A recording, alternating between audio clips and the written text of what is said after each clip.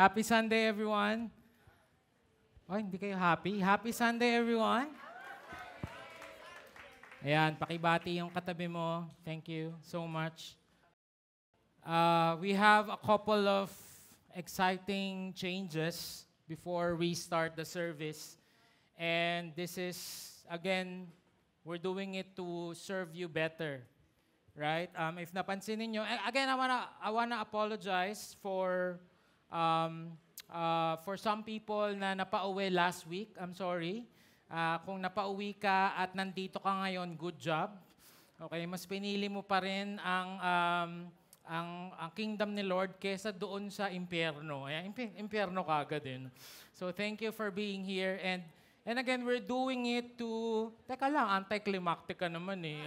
Huwag mo napakita. Ayan. So alam na nila yung sasabihin ko. And we want to serve you. And again, we are limiting the number of seats in every service kasi nga, we want to know you better. Mas maliit, of course, that's easier to do. And also for emergency, if there's a case of emergency, it's going to be harder for us to go out all at the same time. That's why we are shaking our service ulit para ang plano po natin, ang dream po namin ay maging balance po all the services. All right? So ngayon po, this will be our services starting August 11. Okay? Ito na po yung ating services.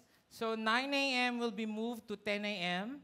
Sa atin walang masyadong change. Yung 12 ay magiging 12:30. Yung iba naman, hindi po ba 12:30? Talagang 12:30 ka dumadating. So wala nang masyadong changes sa'yo. Ayan. So, 12 pala. Okay. And then our 4 p.m. will be 4:30. So again, 10 a.m., 12:30, and 4:30. Why are we shaking it up? We are praying that all our services will be a balance. Okay, thank you so much. The 12 p.m. service is the biggest service in all three services. And we like that, thank you, but at the same time, we want all services to be balanced. Okay, so pwede kayong mag-decide, baka mag-10 a.m. na lang tayo. Nilapit na po namin yung 10 dun sa 12, just in case maybe it's harder to wake up in the morning.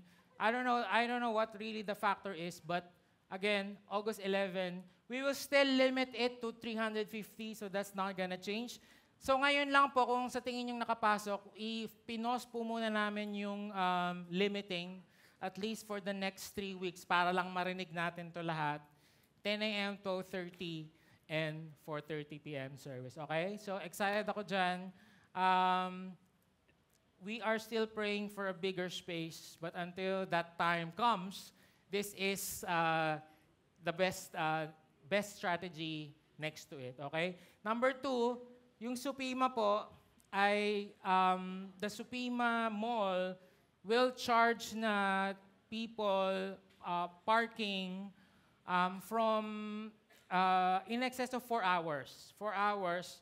So, at pinakaiusap po namin, sagot na po namin ni Bench yung parking ng mga nag-attend. Okay? Hindi namin sagot. Sabi namin, wag nyo na pong singilin yung mga taga-Victory kasi pagpe-pray ka na lang, sabi po namin dun sa parker. So, lahat po ng may cars later, I think you left your parking ticket maybe in your car.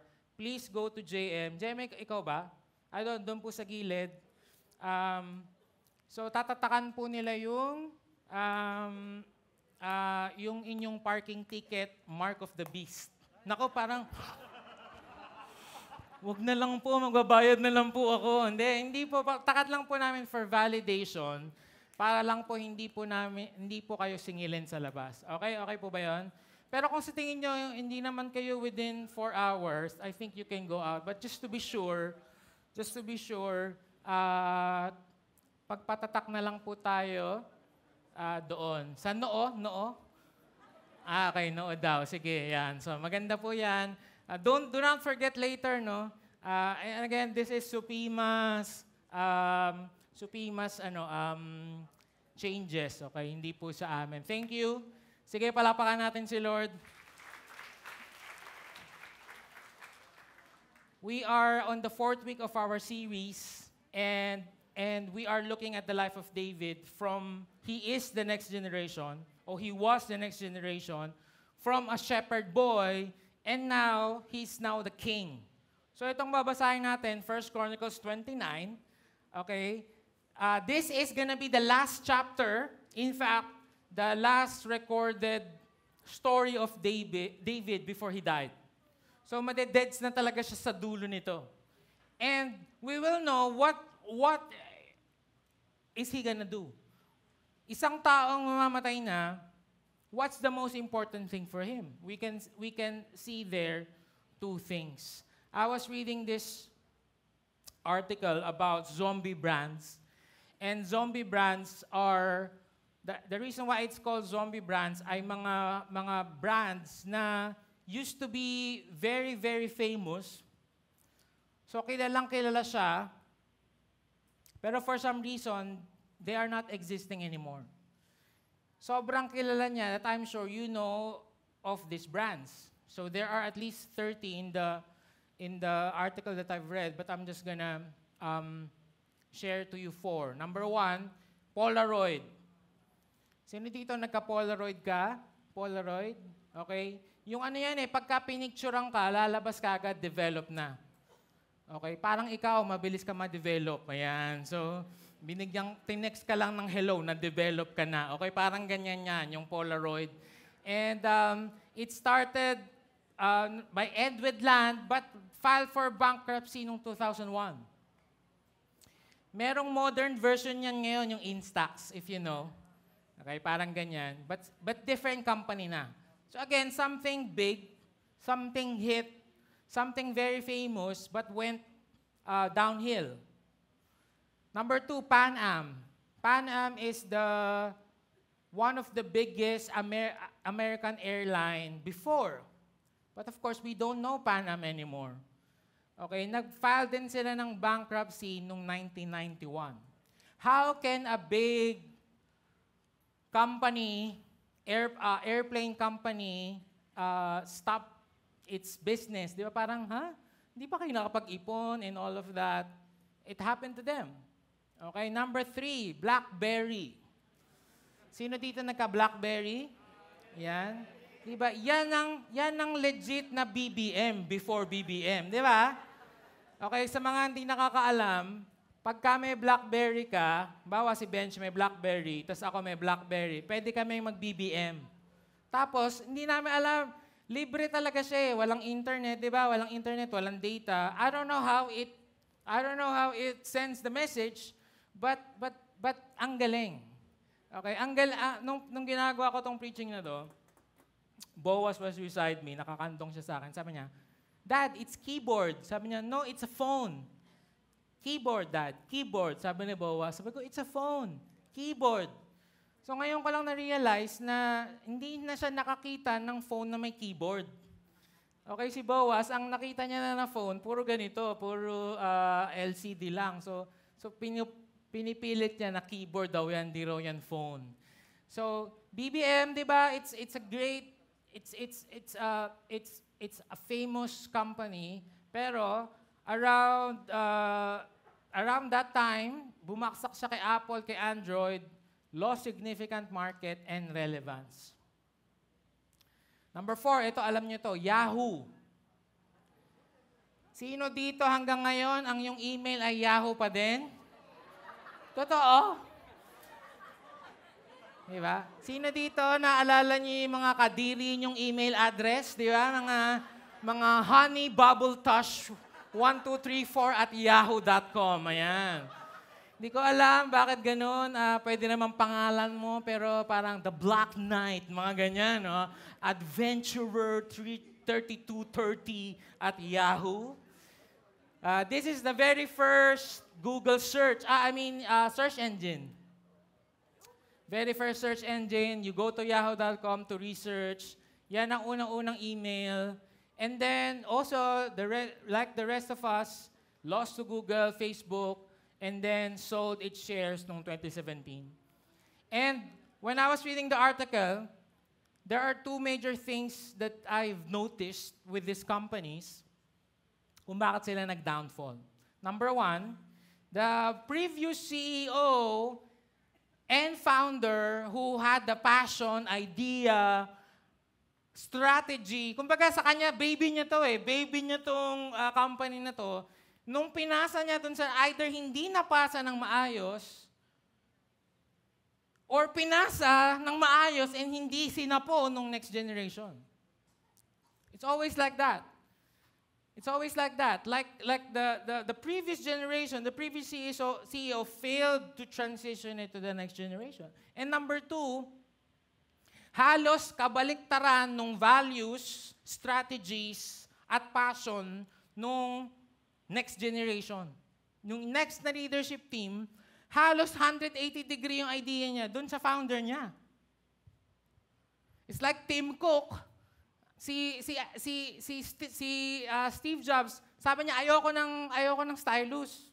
I want to use my hands. Tapos nung biglang si Tim Cook, biglang nag-stylus. Parang, yan nga yung pinaglaban ng founder niyo And there's so many things like that in the companies that I mentioned. Hindi napasa ng maayos or pinasa pero ayaw. Still, hindi napasa ng maayos. Judges 2 verse 10, one of the saddest texts in the Bible. And all that generation also were gathered to their fathers, and there arose another generation after them who did not know the Lord or the work that He had done for Israel. It's a scary verse. And totoo ba mangyayari ba to? It's scary because yung anak ni Yuel, if we will not do what we're gonna talk about today, yung magiging anak ni Yuel, or probably Yuel himself, our children will say, pag tinignan yung mga pictures natin, what are you doing? Why are you raising your hands? You look stupid, Mom. Why are you dancing? Why are you shouting? Who's this Jesus? What's victory? What's discipleship?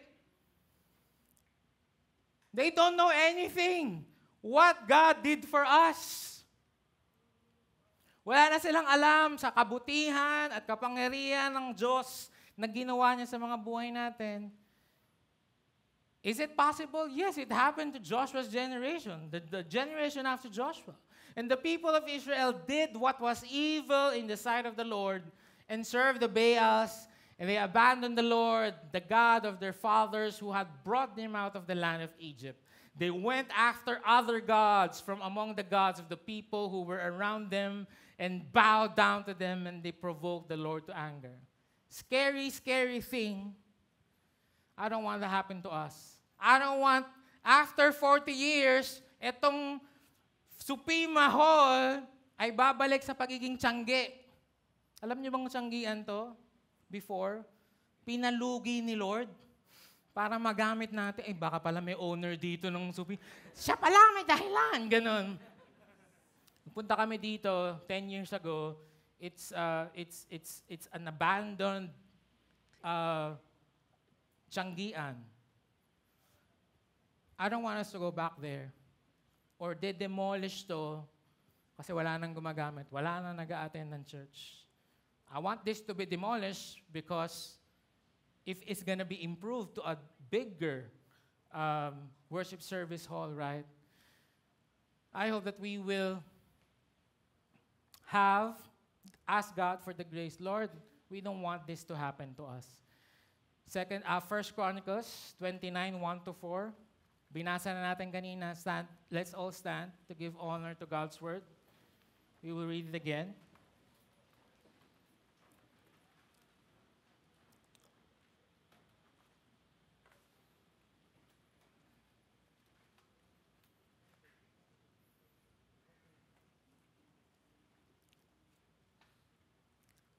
Can we read it all together? 1, 2, 3, go. And David the king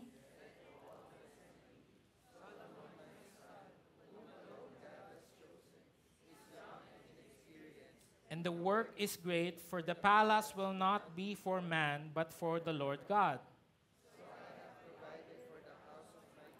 So far as I was able, the gold for the things of gold, the silver for the things of silver, and the bronze for the things of bronze,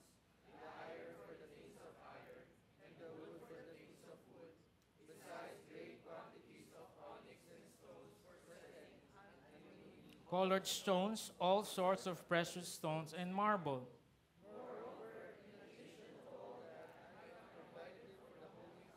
I have a treasure of my own of gold and silver.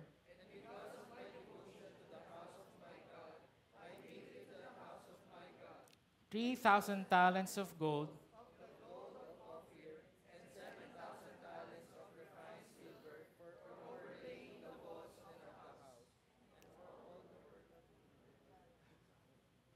Thank you, Lord. This is the word of God. This is the word of the Lord. Father, God of the universe, help us to understand this word from you, Lord. I pray that it will spark a heart that loves and prepares the next generation, Lord. Maraming salamat. May you only be glorified in today's preaching. In Jesus' name, amen.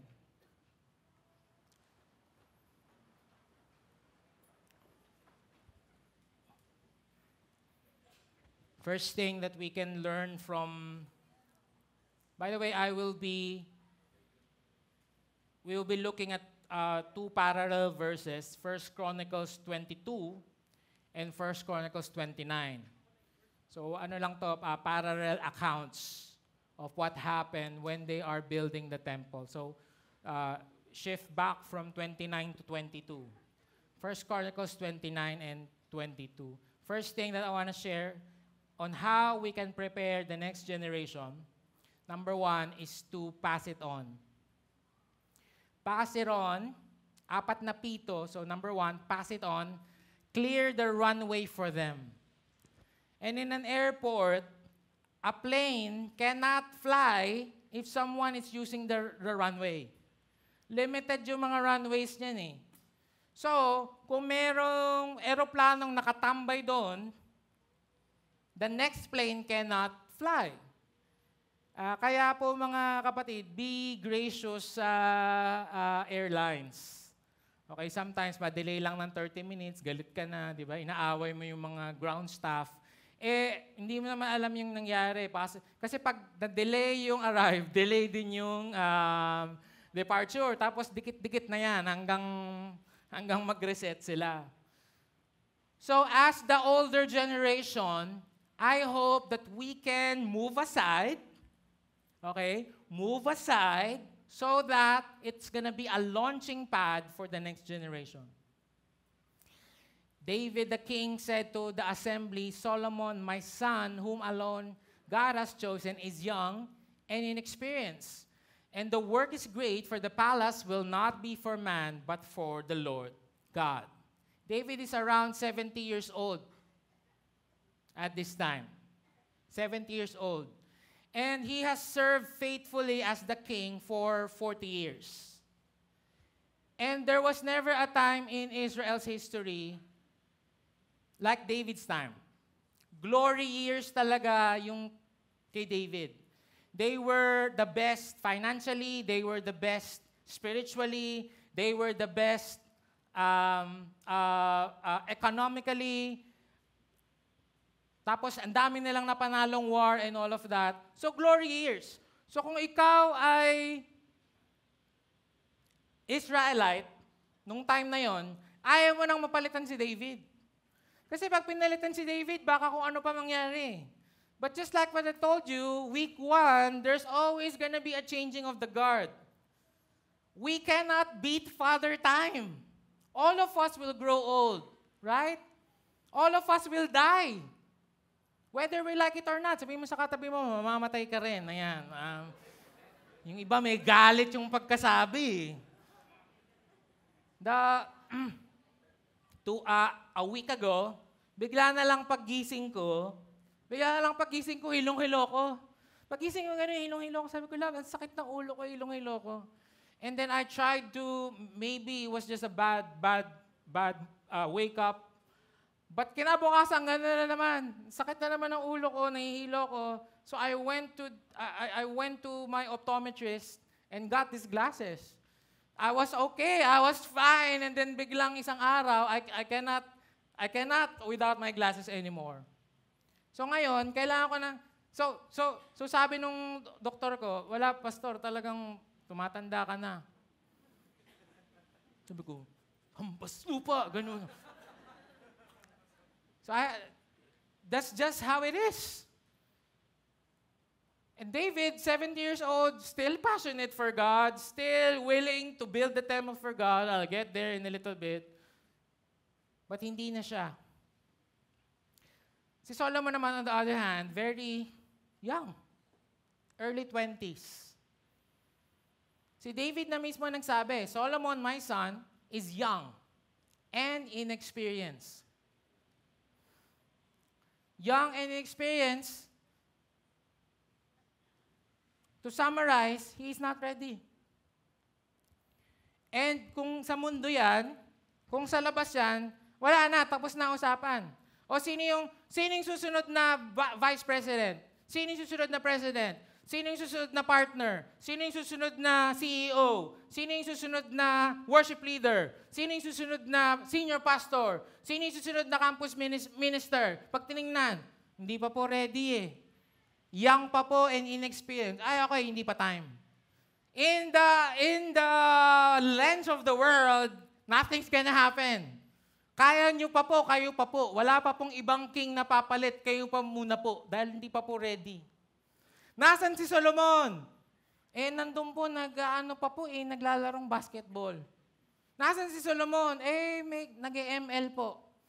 Nasaan si Solomon? Nandun po, nag-attend ng Biniverse. Hindi pa seryoso. Wala pa sa planong maging king.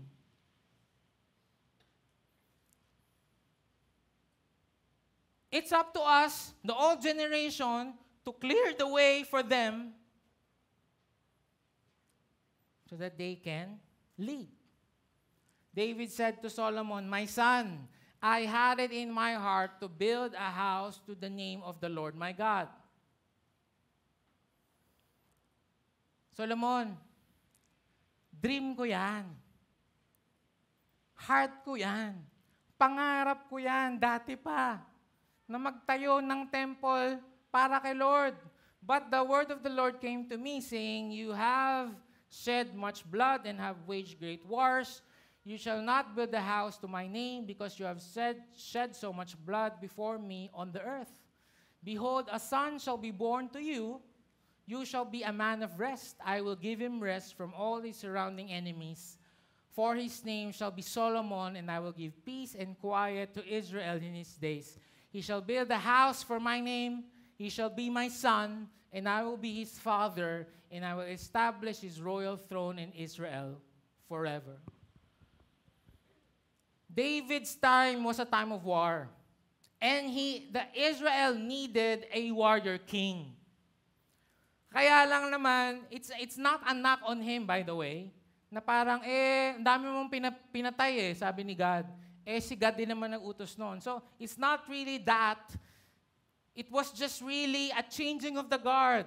A new season, a new era for Israel. Gone are the days of war. Now is the time of rest. And, sakto, you're on your way out. There's gonna be a new king. And he will build this temple, not you. Para lang lalong bumigat, at kung di nyo naiintindihan, kung gaano kasakit kay David to, na hindi na siya gagawa ng templo, let me tell you some stories. Okay? There is no one, underline yung no one, there is no one in the whole Bible that would love to build the temple of God than David. Why? Ano ba yung purpose ng temple? The purpose of the temple is to house the Ark of the Covenant. The Ark of the Covenant signifies the presence of God.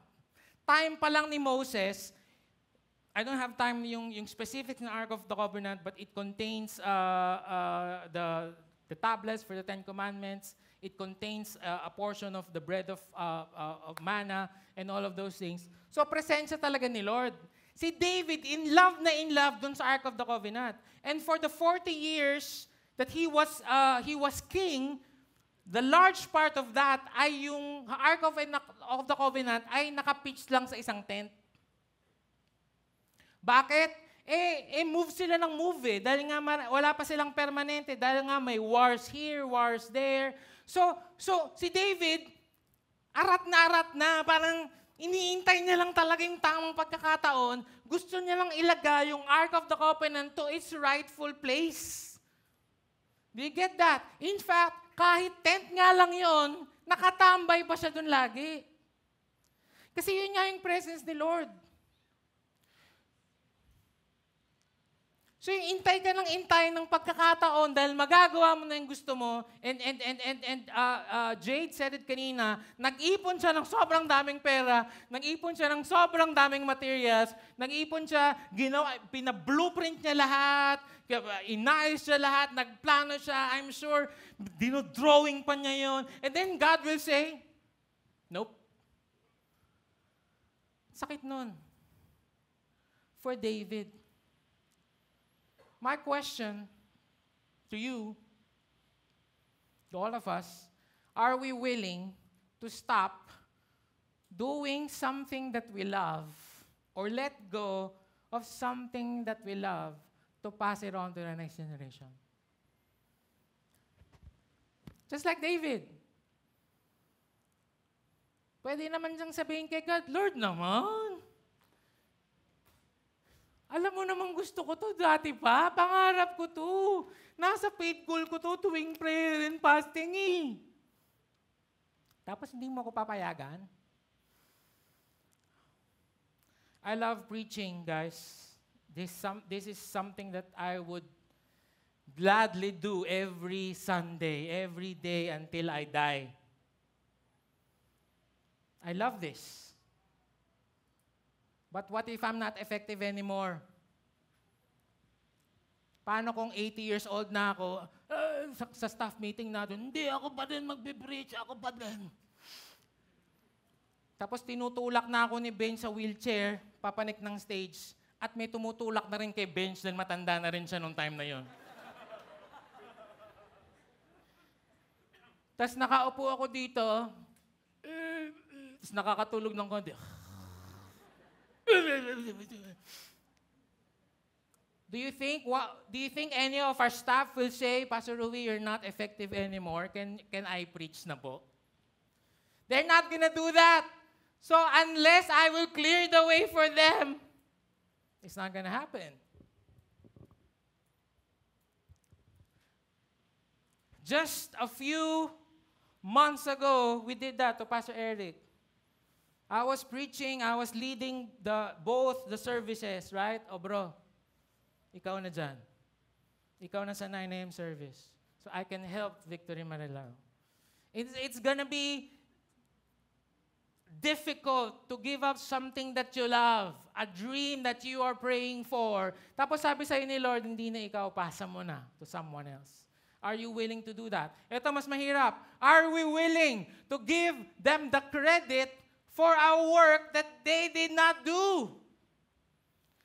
Tingnan nyo sino nag-ipon? Kaninong passion? Kaninong plano?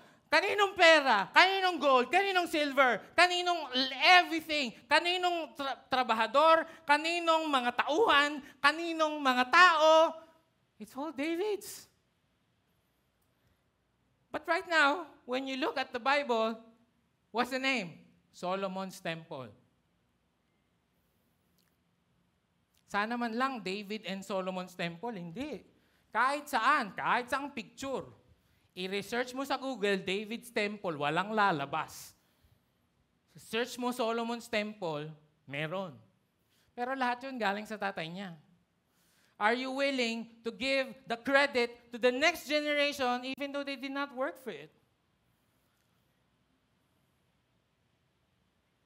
In fact, most of the time, ganun nga nangyayari sa mga company. Di ba? Ang naghirap yung previous generation, sila yung nag-sacrifice, sila yung maliit lang yung sweldo, and then of course, tatanda na yung previous generation, ngayong papalit. Tapos the credit will all go to the next CEO. simula nung ikaw yung naging CEO, na doble yung sales natin. Well, of course, there's a foundation already that the old generation did.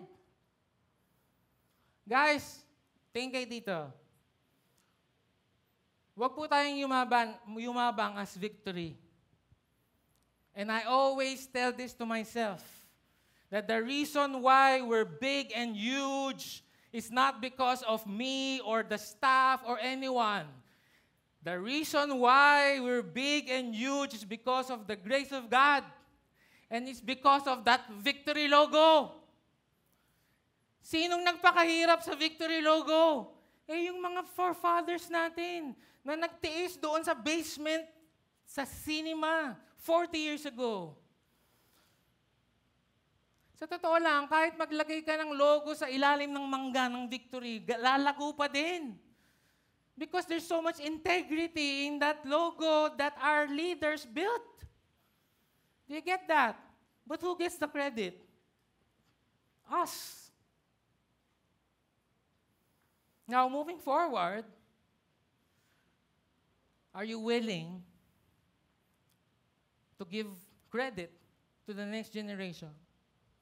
Yung winantuan mo na ang kulit-kulit, na tinatakasan ka, na ang sakit sa ulo kasi nakakaapat na girlfriend sa isang taon, tapos magiging pastor, tapos ikaw member pa din, okay lang ba yun sa'yo?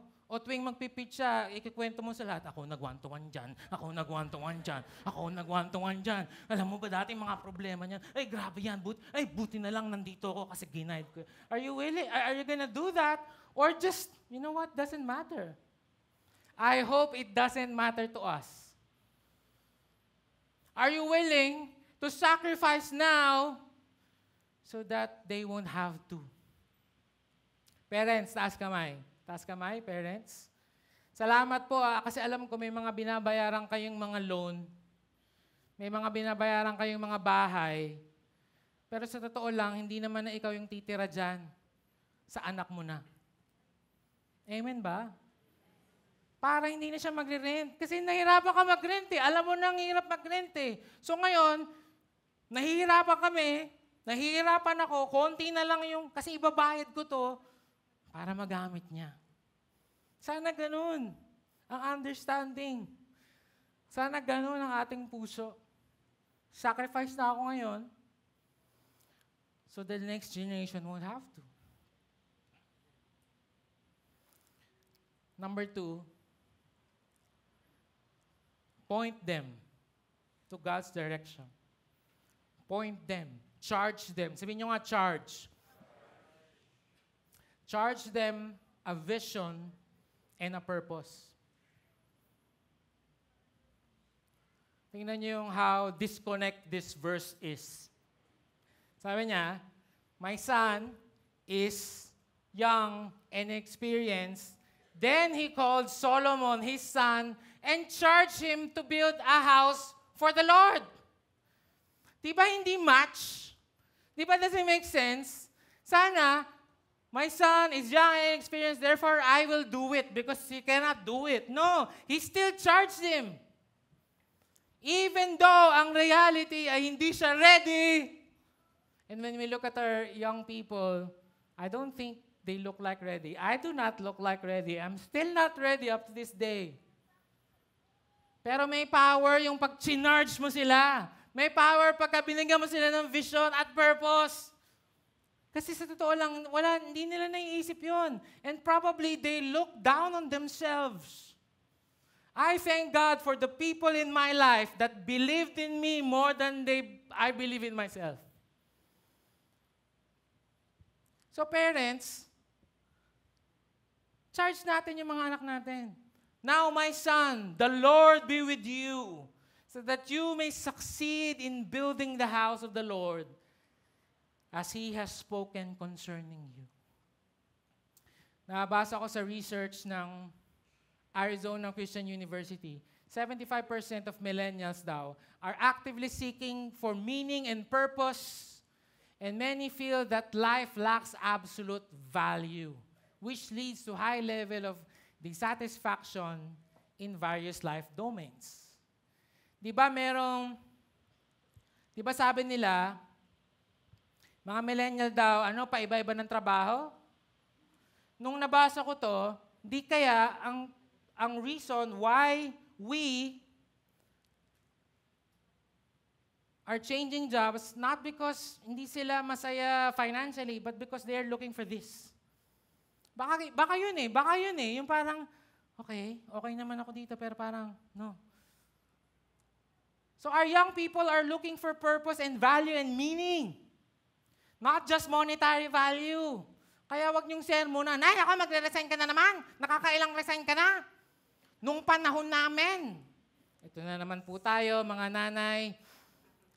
Nung panahon namin, kahit anong trabaho, kinukuha namin. Oo nga, okay. Like what I've told you, do not compete with the previous and current generation. Let's support them. Let's ask them. Batuhan natin ang purpose. Batuhan natin ang direction. Kasi most probably walang direction, hindi nila alam gagawin nila. Pagtiwalaan natin sila even if they are young and inexperienced. Like Solomon. Only may the Lord grant you discretion and understanding that when He gives you charge over Israel, you may keep the law of the Lord your God. Then you will prosper if you are careful to observe the statutes and the rules that the Lord commanded Moses for Israel. Be strong, be courageous, fear not, do not be dismayed.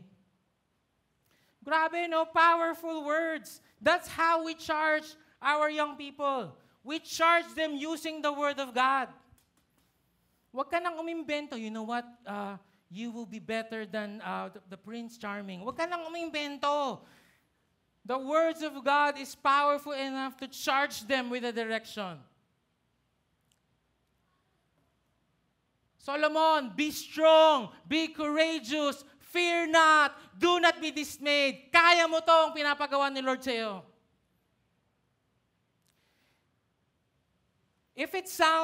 Why does it sound familiar? You know why it sounds familiar? Because that's the same charge Moses told Joshua.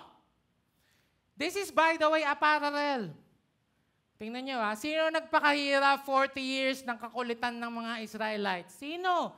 Si Moses. 40 years. And then nung papasok na sila, same thing. Lord, papasok na kami. Anong kami? May iwan ka. Huh? Hindi na ikaw, si Joshua na. Same thing, like David na parang, Lord naman ako yung nagpakahirap dyan Ako yung sakit ng ulo dyan, tapos hindi ako makatamasa ng reward. Hindi na mamamatay ka na, Moses. Just like David, he's very much willing and said the same thing to Joshua. Said the same thing. Joshua, be strong, be courageous, fear not, do not be dismayed. The Lord is with you. Go. Go.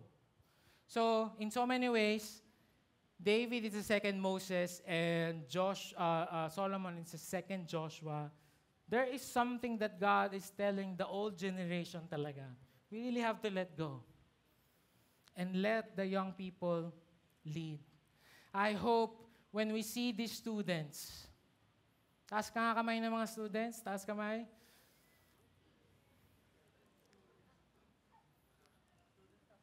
I hope when we see them, we charge them. Hindi mo sisingilin hindi yung ganong charge. Anak, magbayad ka na nga pala ng renta mo. Ha? Bakit ma? Charge daw, sabi ni pastor. Gano'n na kadami ang utang mo sa akin, no, charge them. Because they do not believe in themselves. I will never forget, I was, I think, 9 years old, 10 years old. I told you this story. Okay, in a conference, may lumapit sa aking old pastor, and may uhog pa ako noon, nakaganon ako. And then the old pastor told me, hey kid, American pastor. He said, you're gonna be a pastor. Ako naman. Ano pa? You're gonna be a pastor and you're gonna be preaching to thousands. Ganun. I was like, Okay pa, let's na, let's... Doesn't make sense. I don't understand, but I remember it this very day. I'm not sure if it's just encouraging me or it was prophetic word. I'm not sure anymore. But hey, it happened. So many people in my life believed in me more than I believed themselves, in myself. You're gonna be a leader. Pagdating ko ng Victory Malolos, gusto ko lang mag-lead ng worship. Sabi ni Pastor Eric, you're gonna be a pastor. You're gonna be one of our pastors. Huh? I don't want that. I don't like that. But charge them. Give them direction, purpose, vision from the Lord. Because they need that. They're looking for that. What are the words that we are saying to our children every day? Kasi baka charge na di-discharge. Kesa charge, discharge. Good morning, anak kong batugan. Kamusta na? Kamusta na mga border? Ganun pa tayo minsan no?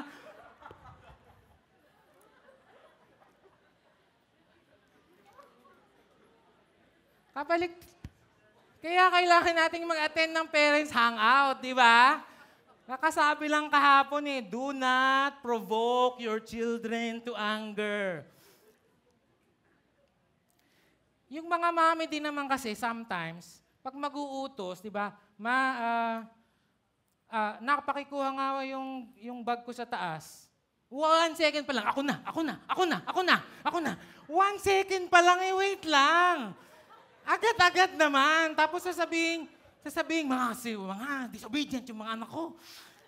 Ano ba? Parang gusto mo ba nakaabang yung anak mo sa'yo kung ang sabihin? Parang kidlat, ganun. Magugas na ng plato. Opo, ma. Ako na. Agad-agad. Wait lang. Relax.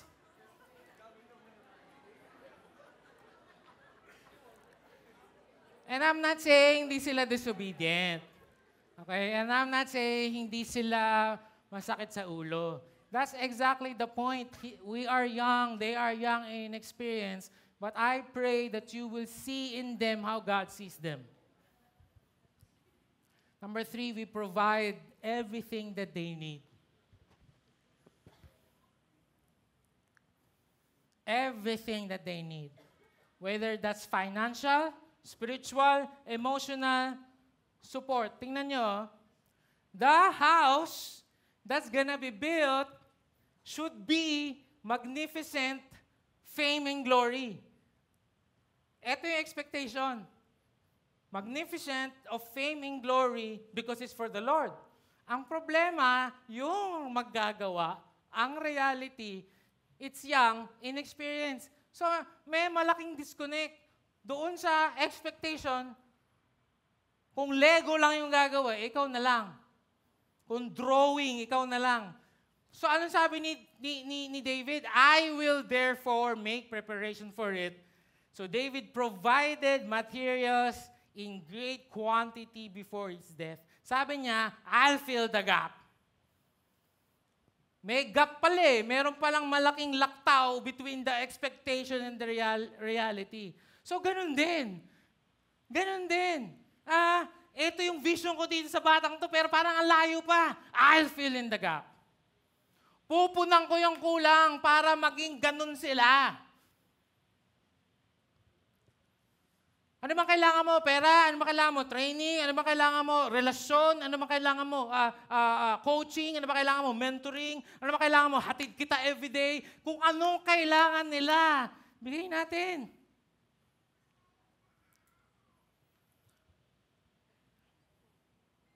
Siyempre, pag humingi ng drugs, huwag niyong bigyan. Pero whatever they need to succeed, amen ba? Ba't di tayo maka-amen, mga parents? Alam niyo kung bakit? Sanay kasi tayo na, ginusto mo yan, di ba? Panindigan mo! Parang ganun. Mami, magka-campus missionary na po ako. O sige, panindigan mo. Bahala ka sa buhay mo. Kung talagang tinawag ka ng Lord dyan, puprovide siya sa'yo. Hindi na kita anak. Nangyayari po yun sa totoong buhay. Maraming campus missionary po na tinakwil ng magulang. One such is Bishop Jure. Bishop Jure, prominent yung family niyan. He wanted to be a pastor. Sabi niya, if you're gonna be a pastor, you're gonna disown your inheritance. Sabi sa kanya ng daddy niya. And Bishop Jure said, okay. Ako din po. Sabi, if you're gonna be a pastor, you're gonna disown my inheritance. Sabi ko, wala namang papamana sa akin. Sige, okay lang. Hindi, joke lang po. Hindi po sinabi ng daddy ko yan. Provide everything that they need. We've read this verse kanina. In addition to all that, I have provided for the holy house. I have treasure of my own, gold and silver. And because of my devotion to the house of my God, I give it to the house of my God 3,000 talents, gold of Ophir, 7,000 talents of refined silver for overlaying the walls of the house. You have an abundance of workmen. Ito muna pala. Guys, tingnan niyo ito. I wanna highlight it a bit. Sabi ni David, I'm gonna give this not just because of my son, but because of my devotion. Sabihin niyo nga, devotion. To the house of my God. So, whenever we support the next generation, whenever you partner, by the way, thank you for partnering with our campus missionaries. Palakpakan naman natin yung mga nag-partner. And if hindi kayo nag-partner, you can also be a partner by praying for them, praying for us. So, kung nag-partner ako kay Bench, nag-partner ako kay Rosie, it's not just really for them, but it's my devotion to the house of my God. Kasi may pinapagawa kay Solomon eh. Sino ang tutulong sa kanya? So sabi ni David, dahil mahal ko ang Diyos at devotion ko yun sa house niya, ako na rin magbibigay. So whenever we give our tithes and offerings, and just like what Jade was saying kanina, it's not just really for Victory May Kawayan. It's not just to provide for the house of the Lord, and you've never heard of us say this, no? Na parang, please naman, parang awa nyo na po, mag-tithes po kayo, mapuputulan na po tayo ng kuryente. We never said that here because we believe that the Lord will provide. But every time you put money on those envelopes, it's a sign of your devotion to the house of the God, of your God, of our God. So whenever we support the next generation, whatever the Lord is doing, it's our devotion to God. But He did not just give financial resource. Look at this. Bibigay ko na rin sa'yo, lahat ng workmen ko, stone cutters, masons, carpenters, all kinds of craftsmen without number, skilled in working gold, silver, bronze, and iron. Sabi niya, okay, so lahat na ng pera, lahat na ng gold, silver, and everything, binigay na. Kaso lang, Solomon, baka kung saan ka pa kumuha ng mga worker, baka maghanap ka pa sa marketplace, kung sino-sino, job street, maghanap ka pa. Hindi ko sure kung skilled yan eh. So I'm gonna also give you human resource. Not only that, arise and work, the Lord be with you. David also commanded all the leaders of Israel to help Solomon, his son. So not just financial resource, he also provided human resource. And most important than that, he rallied the support of the people. Sabi niya, guys, alam ko, mahal na mahal niyo ako. Alam ko, by the grace of God, I have led you well. But starting today, it's not gonna be me anymore. Your respect, your loyalty, let's give it to my son.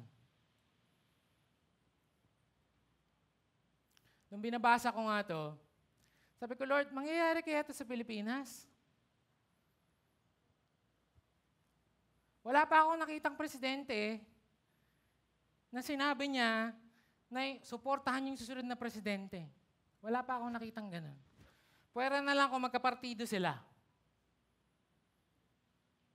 Wala pa akong nakitang ganun. But I pray for the day na kahit magkalaban yan, partidong yan, the outgoing president will say, lahat ng suporta niyo sa akin, bigay niyo sa kanya. Support him. He is our president now. Wow, Lord. I pray for that day. Baliktad eh. Ang ginagawa nga nung incoming, hindi itutuloy yung project niya. Para lang parang mapahiya siya. Yung train na yan, simula Malolos, alam nyo bang kay Pinoy pa yan, administration? But because no one supports the work of the previous, this is what's happening to us.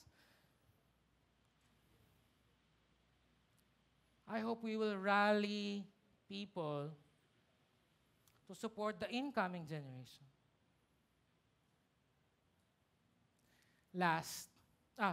Before that, this is important. It's great that David could have chosen, with all of his money, to build a monument for himself like the pharaohs. Yung mga pharaohs po ni Egypt, pag mamamatay na sila, pag alam na nila na pa-transition out na sila, magpapagawa sila ng mga monuments like this so that the people will remember who they are. Sad to say, yung anak ni David, not Solomon, but the bad one, Absalom, did the same exact thing. Yan yung sabi ni Absalom. Now, Absalom in his lifetime had taken and set up for himself, ito yung key word, for himself, the pillar that's in the King's Valley. For he said, I have no son to keep my name in remembrance. He called the pillar after his own name, and it is called Absalom's Monument to this day. By the way, it's not true na wala siyang anak, si Absalom. Pero para lang masuportahan yung idea niya, sabi niya, since wala naman akong anak, magpapatayo na lang ako ng sarili kong monument para maalala ng tao kung sino ko. And that monument is still here. Pag nagpunta ka sa Israel and we saw this is what you call Absalom's monument. This is the monument that he built up for himself so that people will remember who he is. Pero alam niyo ba, nag-backfire sa kanya yung plano niya? Because the Jews, this is what they're doing. Okay, ito po yung ginagawa ng mga Jews. Kapag meron silang salbahing anak na matigas ang ulo, dadalhin dyan sa Absalom's monument at babatuhin nila ng bato yung monument ni Absalom.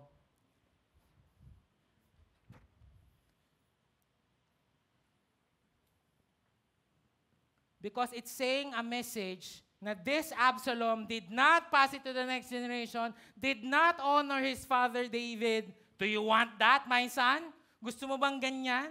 And they do that. David did not build monument for himself. David built the house of the Lord for the glory of God to fulfill the calling of son Solomon. Last, and this we can do every day, pray that they will continue, sabihin mo nga, continue to honor God. Keyword, continue. Because they are probably honoring God now, kasi kasama natin sila, sila bibigyan ng pera pag hindi sila nag-worship, sama natin sila sa Cage Church, that's great. That's the point yesterday sa Parents Hangout. Bata pa lang sila, train na natin. But what happens when we're gone? What happens when they go to college? If we have not founded them by the Word of God, I pray that they will continue to honor God.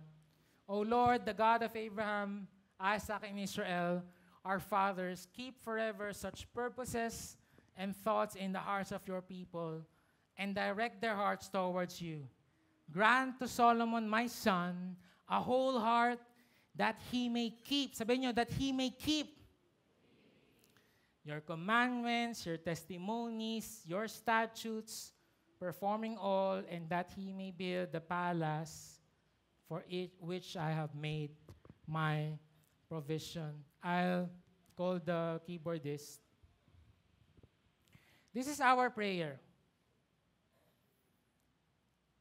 That they will keep the commandments, the testimonies, the statutes of the Lord. That they may keep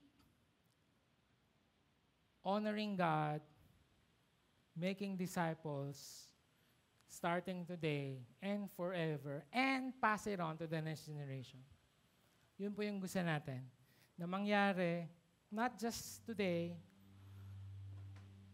but passing it on to the next generation. If you are here today, 25 and below, can you just stand up? We want to pray for you.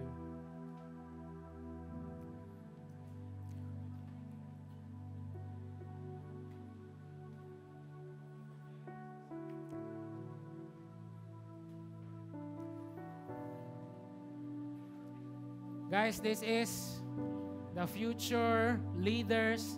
Actually, I want to erase the word future. These are the current leaders in the next generation that we lead today and tomorrow. Palapakan natin sila. If you're beside these people, these students, can you just stretch your hands to them? As we end our series today, we're gonna pray for you again. Charge you. Guys, tingin muna kayo sa akin. You are better than what you think of yourself. God's dream for you is way, way more. No eyes can see, no ear has heard, no mind can know what God has in store for you. So yung pangarap mo sa sarili mo, you're basing it in your skill, you're basing it on your experience, your family. It's gonna be more than that. Believe me, I never in my wildest dream that I'm gonna be a pastor, that I'm gonna be a senior pastor. Wala. Pero plano ni Lord eh. So in the same way, you are really gonna be 10 times better than us. 10 times better than us. Pero, meron yung kaakibat. If we will keep the commandments, the testimonies, the statutes, performing all that you may build what God wants you to build. And we will be here, your parents. Okay, parents, are we committing to pass it on to them, to provide for them, to point them to the direction of God, and to pray for them every single day of our lives? Are we committing to that? They need our support. They need our help. Again, whatever they need, let's fill in the gap. Anak, ano ba yung kailangan mo? Let's fill in the gap. Let's pray for them. Lord, thank you for the next generation. Thank you. I just declare blessings upon blessings. I break all the curses in their lives. I pray for amazing things. I pray for a future, a plan, destiny for them that probably they don't have any idea of. Lord, not all of them will go full-time. Not all of them, they will be businessmen, they will be employees, there will be government officials, there will be teachers, there will be artists, there will be doctors. Wherever you are asking them to go, I pray that you will help us, help them, prepare them, Lord, into this wonderful, wonderful future that is in store for them. Thank you so much, God. Thank you so much. Help the parents to do this, God. To prepare them, to pray for them, to point them, to provide for them. Thank you, Lord. The rest of us, please stand up. One more important thing before we end.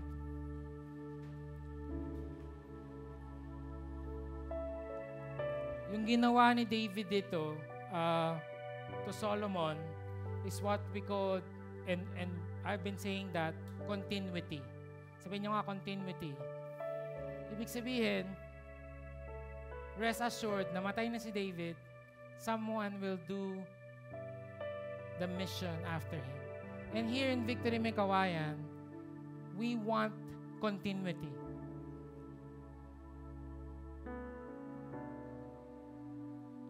The mission should not and will not end with us, the current pastors and staff and campus missionary. Okay? As young as Kuya Bench is and Ate Rosie, mag-aasawa yan si Ate Rosie. Si Kuya Bench, mag-aasawa din. And probably, hindi na sila effective sa students. I don't know. I'm sure they want to do it as long as they live. I wanted to do it as long as I live. It's just that they say, I love doing it, but I have to pass it on to the next generation. So the Lord is asking today, close your eyes, Holy Spirit, talk to these people. If you feel like, and I don't think this is the first time. In fact, you've been feeling in your heart whenever you read the Bible, there's a certain call that you are being called to some more long-lasting and more full-time basis capacity. If you're here and God is calling you to be a campus missionary, okay? Maybe not yet, baka estudyante ka pa lang, okay? Hindi ka namin siyempre papatigilin sa pag-aaral mo. Maybe the current season, not yet, but you just feel in your heart that you're being called to full-time ministry. Maybe as a campus missionary, maybe as an admin, or, ito pa, maybe not in full-time, but you just want to help what we're doing in the campus. Gusto mo lang tumulong sa team natin, sa Every Nation Campus May Kawayan, kung ano man yung kailangan, kasi naniniwala ka na dapat nating pagtulong-tulungan yung next generation. If that's you, the Holy Spirit is talking to you today, I want you to boldly go out of your seat and go here in front. Okay? The Lord is asking you today, sabi ni Isaiah, whom shall I send to the campuses of May Kawayan? And he said, send me. If that's you today, pwede bang go in front here and we will pray for you?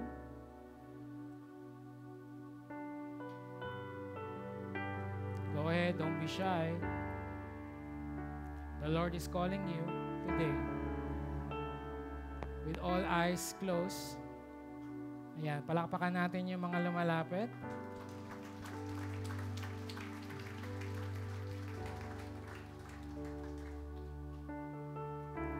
Go ahead, meron pa. Nararamdaman ko, meron pa. It doesn't matter, by the way, if you're young, you're old. Feeling mo parang hindi ka na-called kasi matanda ka na or you're married, I don't know. It's a call. Okay, doesn't matter if a student ka, it's a call. Go ahead.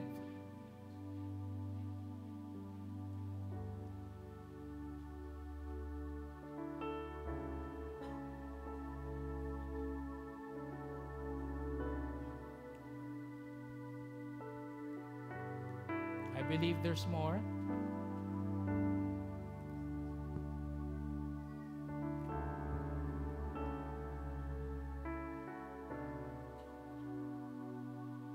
I believe meron pa.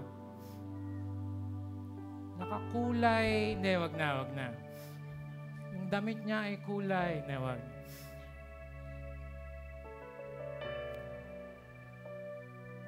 Or maybe a full-time volunteer. You wanna help whatever we're doing in our team today, you're welcome. Please come forward.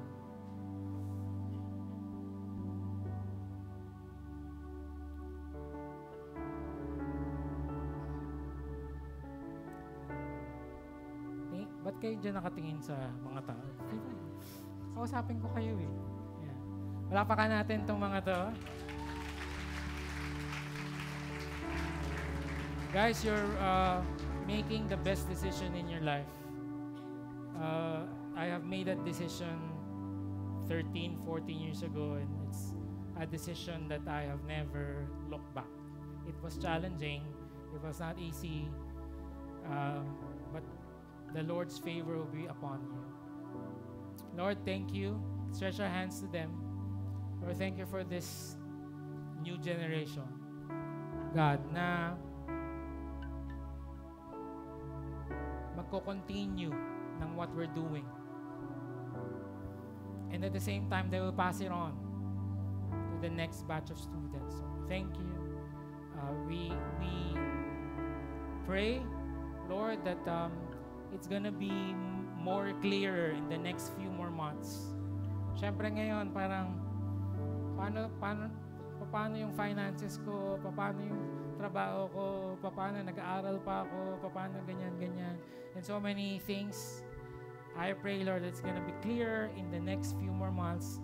Lord, surround them with people that will pray, point, provide, and pray with them as they go on this journey. Maraming salamat, Lord. Thank you, God, in Jesus' name. Amen. Please go with Kuya Bench.